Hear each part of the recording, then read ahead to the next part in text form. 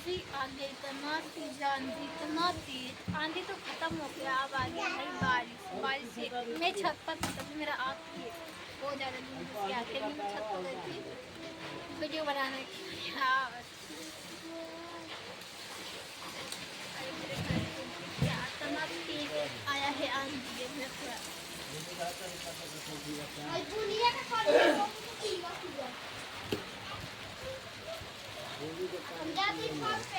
पापा हाँ काय पे पैसे सुतर हो ये यही तारीख ये बुझाता तो भूख खाई है।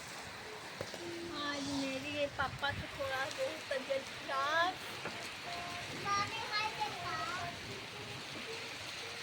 आकाश की तेज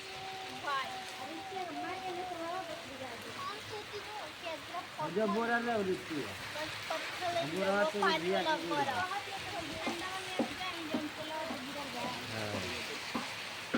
जो झंडे वाले हो गए और झंडे वाले आओ छत को बांध वहाँ दे। गाइस अपनी जो झंडा दिखा वहाँ दिखा है, वहाँ पर एक बाँस की तरह। आवा नहीं बच्चे ये ले।